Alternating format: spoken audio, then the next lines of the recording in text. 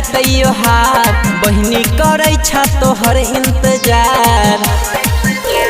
आई गेले भैया राखी त्योहार बहिनी करे छ तोहर इंतजार।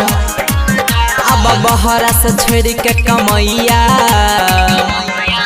अब बंध दिया राखी कलैया में बाबा ले लगब हो भैया। अब बंध दिया राखी कलैया में बाबा ले लगब हो भैया।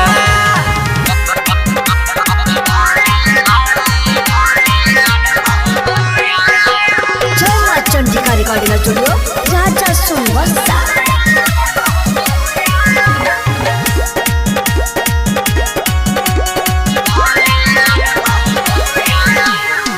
सबके भैया आई गेले बहरा से घर हो।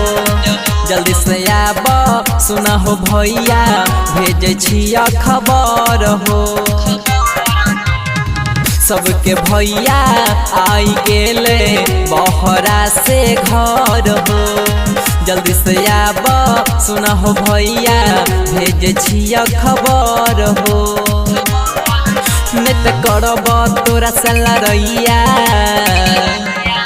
अब बंध दिया राखी कलैया में बाबा ले लगब हो भैया।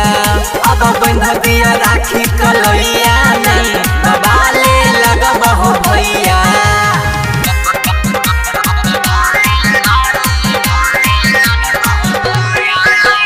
जय मां चंडिका रिकॉर्डिंग स्टूडियो राजा सुनवस्ता।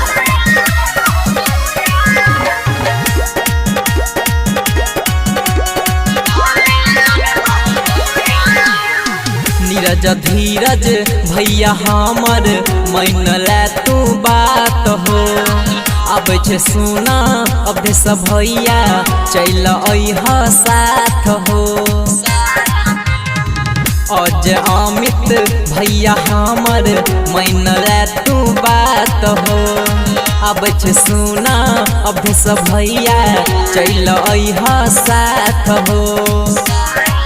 हमरा हाथ से खोई हो मिठैया